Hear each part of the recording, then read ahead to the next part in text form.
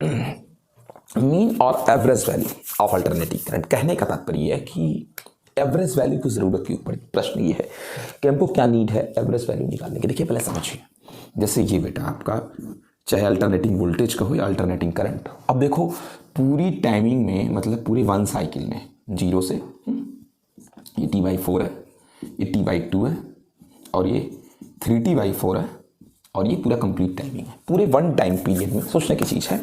आप देखेंगे कि परमानेंट वैल्यू चेंज हो रही है किसकी, चाहे वोल्टेज कह लो चाहे करंट कह लो। देखो हर जगह पर चेंज हो रहा है भाई। चेंज होने का मतलब ये तो है कर्व चेंज होना। अगर सेम कांस्टेंट वैल्यू होती वोल्टेज की या फिर करंट की तो ये ग्राफ होता कि टाइम के साथ कांस्टेंट है वैल्यू, ये यहीं पर फिक्स्ड है वोल्टेज या करंट, तब एक पैरेलल लाइन मिलती टाइम एक्सिस के अगर कांस्टेंट होता। लेकिन चूंकि वोल्टेज और करंट की वैल्यू परमानेंट चेंज हो रही है इसलिए कर्व मिल रहा है, जीरो से मैक्सिमम हुआ तो हर पॉइंट पर चेंज होता हुआ मैक्सिमम हुआ।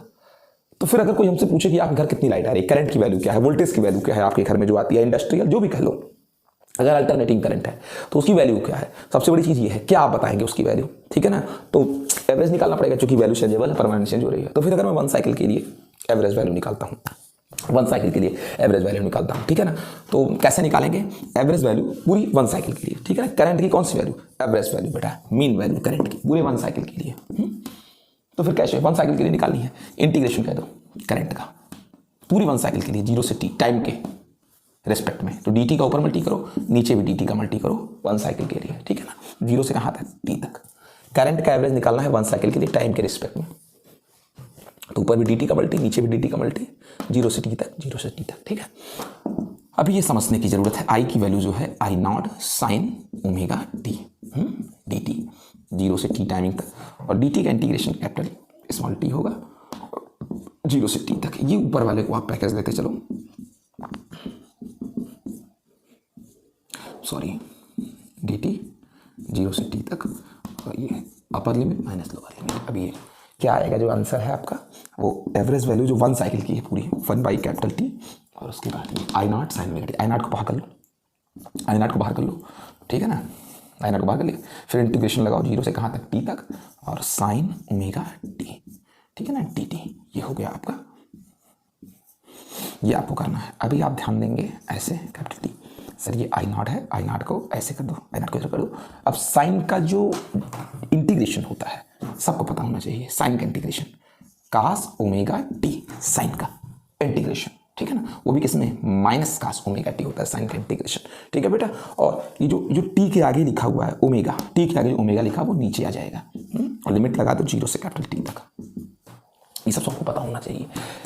Integration cos A x D x, ठीक है ना। तो कास सॉरी साइन लिख दो इसको, यहाँ पर साइन की बात कर रहे हैं, चूंकि साइन की बात कर रहे हैं तो 1/a, ठीक है ना। और साइन का हो जाएगा माइनस कास ए एक्स प्लस सी, ये है बेटा।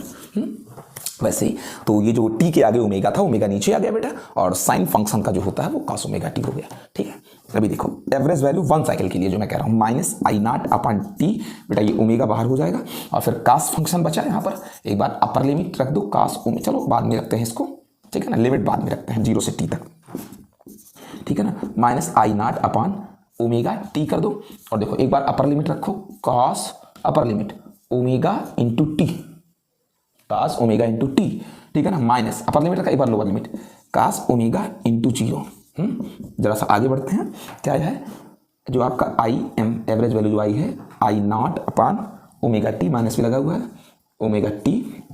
अब देखो ओमेगा का मतलब क्या होता है, 2π/T होता है, एक टी और है, माइनस कास जीरो की वैल्यू या कास ओमेगा इंटू जीरो की वैल्यू जीरो आएगा।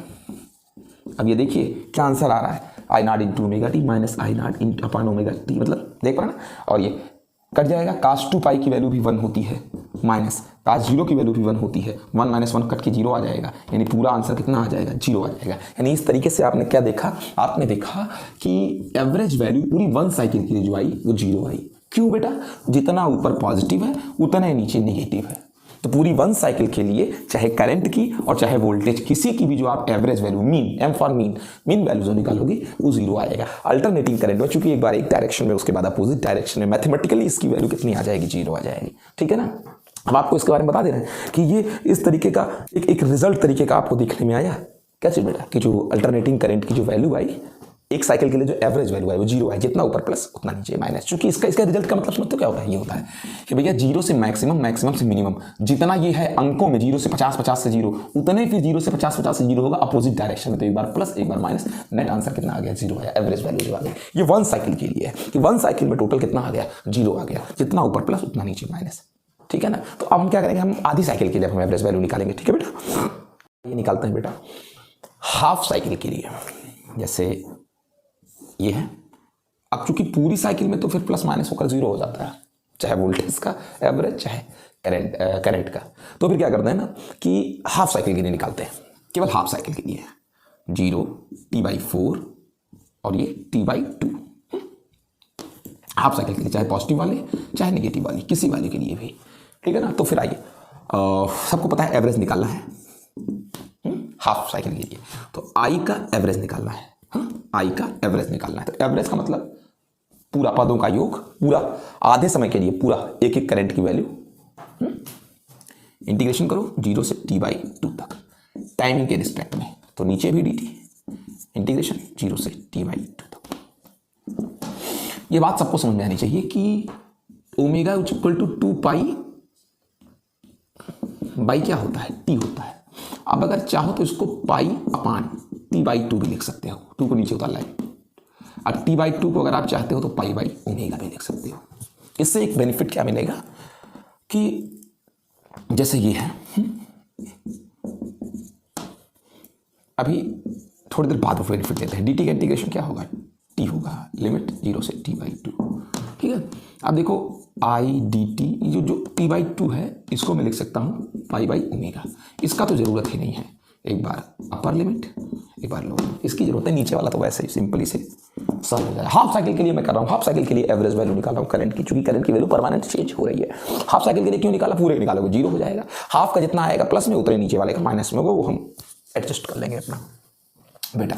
तो ये आई की वैल्यू रखी है I0 sin ω/t। ठीक है ना? इंटीग्रेशन आपको करना ही करना है, लिमिट लगा सकते हैं आप 0 से लेकर कहाँ तक बेटा? 0 से लेकर π/ω तक। ठीक है ना? और ये dt है ही, और इसका तो आप देख ही ले गए आंसर, T/2 ही आना है, T/2। तो Im इज इक्वल टू 2 को ऊपर कर दो 2/t। ठीक है ना? तो ये I0 को बाहर कर लो, इंटीग्रेशन sin ω/t 0 से π/ω और ये dt 2I0 अपान क्या बेटा? t। फिर क्या चीज़ है? अब देखो sin ω/t, साइन का जो इंटीग्रेशन होता है माइनस cos ω/t।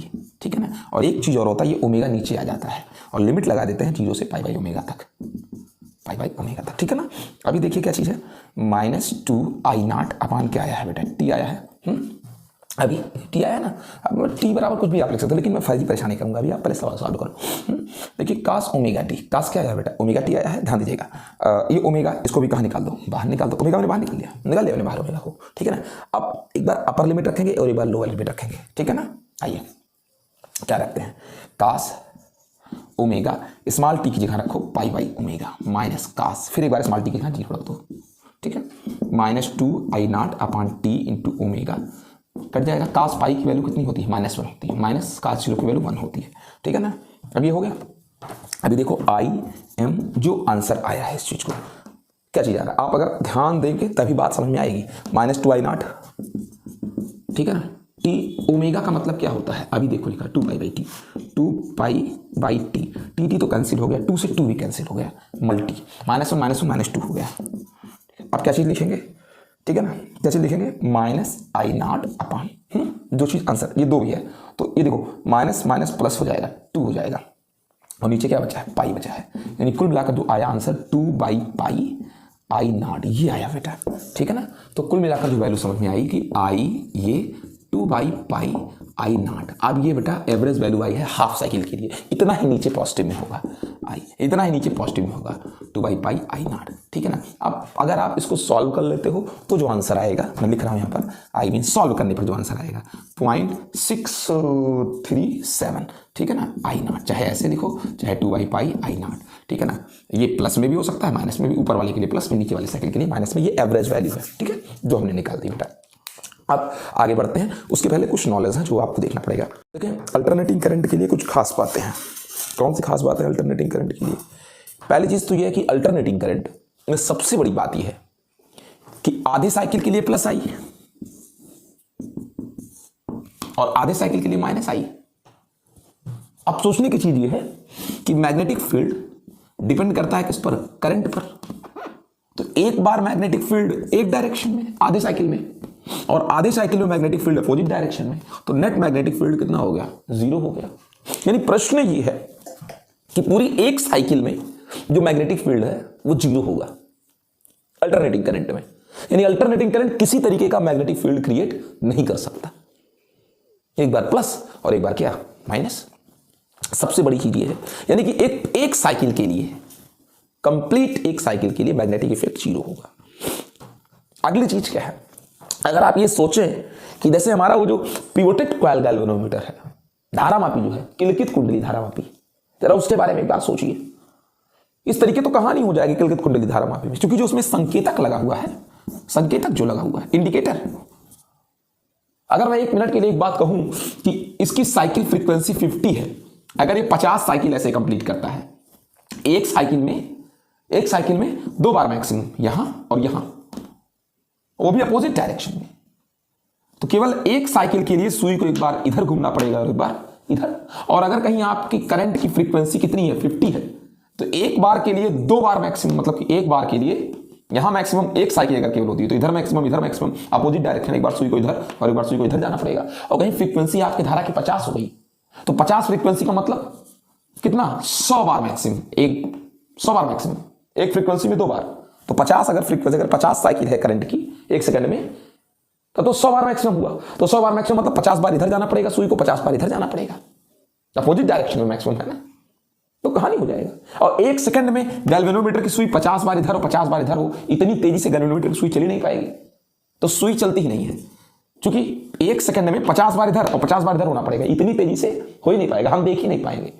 सुई जब तक इधर चलती तब तक इधर, जब तक सुई इधर चलने की तैयारी करे तब तक इधर, और जब तक इधर चलने की तैयारी करे तब तक इधर, ठीक है ना। 100 बार सुई को ऐसे होना पड़ेगा, 100 बार सुई को ऐसे होना पड़ेगा, ऐसे ऐसे ऐसे ऐसे ऐसे ऐसे, एक सेकंड में कितनी बार होना पड़ेगा, 100 बार होना पड़ेगा हमारी। यानी कि इसका मतलब क्या हुआ कि सुई के डिस्प्लेसमेंट को, सुई के रोटेशन को, सुई को रोटेशन को देखना है, तो सुई जब रोटेट होती है तो एक बार 0 से मैक्सिमम होने में या फिर मैक्सिमम से 0 होने में 1/100 सेकंड लेती है, और हमारी आंख इतने कम समय के परिवर्तन को नहीं देख सकती 1/100 सेकंड के चेंज को। क्यों? क्योंकि हमारी आंख का, जब मान लो हम तुमको देखें, तो तुमको देखा मैंने, तो तुम्हारे देखने का जो तुम्हारा इमेज है वो मेरे ब्रेन में लगभग 1/60 सेकंड तक रहता है, 1/60 सेकंड तक वो इमेज हमारी ब्रेन में रहता है। जब वो हटेगा तभी हम दूसरे को देखेंगे।